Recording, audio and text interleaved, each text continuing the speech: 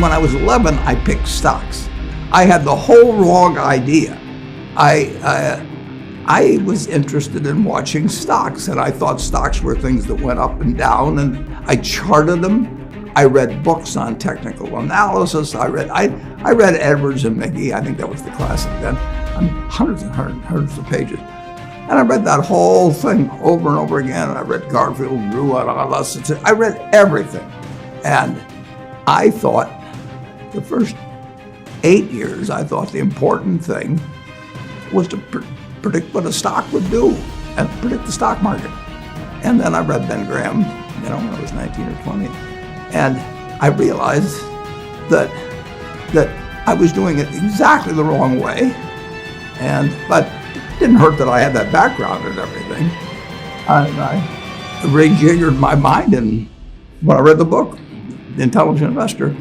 And from that point, I never bought another stock. I bought businesses that happened to be publicly traded, but I became an owner of a business, and I did not care whether a stock went up or down the next day or the next week or the next month or the next year, and I didn't have any idea what it would do. I didn't know what the stock market would do, but I knew businesses.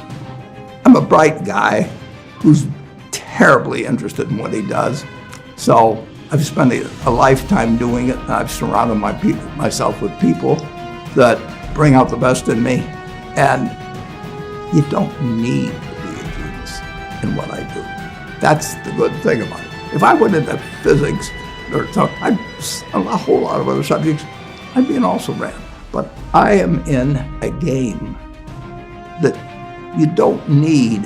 You probably need 120 points of IQ, but 170 doesn't do any better than 120. It may do worse, probably do worse, but you don't really need brains. What do you need? You need the right orientation. 90% of the people, I'm pulling the figure out of the air, but 90% of the people that buy stocks don't think of them the right way. They think about something that they hope goes up next week. And they think about the market as something they hope goes up. And if it's down, they feel worse. I feel better. And you think about? Pardon me? And what do you think about? I think about what the company's going to be worth 10 or 20 years from now. And I hope it goes down when I buy it, because I'll buy more. I try to keep my competitive spirit in a game where I can win. I do know this. When I want to do something, I always want to do it big. I put my whole net worth in City Service Preferred, $114.75. Right. And I've never, since that day, March 11th, 1942, I have never had less than 80% of my money in American business. You can call them stocks. Or equities. But I see them as American business. I've owned a piece of American business, at least 80%. I don't want to own anything else. I want to own a home and things my family wants and all that. But owning 5 homes doesn't mean anything to me, because I can be happy in one home, and there's a certain amount of things that go wrong with everything. And if I got 2 homes, I know I've got more problems and I don't have more happiness. What brings you the happiness? That I would have to be honestly say that what makes me happiest is what I'm doing. I enjoy 2 things about it. One, I know I'll win over time. That doesn't mean I'll beat everybody else or anything like that, but I'm in a game that's very, very, very easy if you have the right lessons in your mind about what you're buying. I'm not buying stocks. I'm buying pieces of overwhelmingly American business. And I'm happy when that's when I'm doing it. I'm happy when stocks are going down. I'm happier when stocks are going down, because I can buy more of them with the same amount of money. I'd be happy if I was a farmer. I'd want farmland to go down so I could buy more acreage. If I was, it just makes sense. I'll tell you the second thing I really like. I like being trusted by people. And, I would rather do what I do with partners than do it sitting in a room myself, even though I might make more money that way. Let's pretend there is no stock market. let's say I had to buy these privately, like you buy a farm privately, like you buy an apartment house privately. They're investments. So you're looking to say, what can I do with money I've saved to put it away so I feel good about getting it back later under any circumstances, but not necessarily on a given moment. But if I have a farm, it's going to take me a while. But people would be so much better if they actually didn't have a stock market. You live in an environment where the bottom 2% in terms of income in the United States, the bottom 5%, and for sure the top 1%, all live better than John D. Rockefeller was living when I was 6 years old. John D. Rockefeller was the richest man in the world.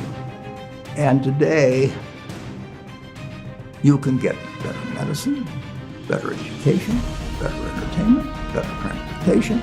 You can do everything better than he could. You can, it's astounding. That's in my lifetime. That if you wanted to watch a football game, you still had to go there. and I can sit there with this big screen, and they keep showing me the replay, and explaining to me what happened and everything. And maybe everybody doesn't have a screen as big as mine, but damn near everybody has a screen or an iPhone or a computer or access to one, and they have access. There's no country that's done what our country's done. If you go back 3 of my lifetimes, you're looking 0.5% of the people in the world are sitting in this land. They don't work harder than people in all the rest of the world. I mean, in terms of hours of unpleasant labor, everybody's got hours of unpleasant labor in those days practically. They don't come laden with gold and, they are 0.5%. And they work the same hours, they got the same IQs. They may be a little self-selected in terms of enterprise, in terms of going across oceans and things. And fast forward a couple of lifetimes, and they've got 20% plus of all the bounty in the world. I mean, that is something that is worth like nothing. Just imagine that. If you've gone to anybody, the Constitutional Congress in 1789, if you go to any one of the representatives there, and you said, I want to tell you what this place is going to look like, in 3 more of your lifetimes, your great-great-grandchildren, are going to be flying in the skies, they're going to be watching sports all over the world, they're going to be entertained, their medicine. They'd hold you off to a lunatic society of what he's doing. And he's getting 30,000, he's getting 50 cars, and he's getting a whole bunch of little claim checks. Just think of it.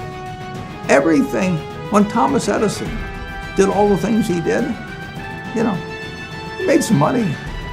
But take what an hour of labor delivered to you 100 years ago, and what an hour of labor delivers to you now for you and your family.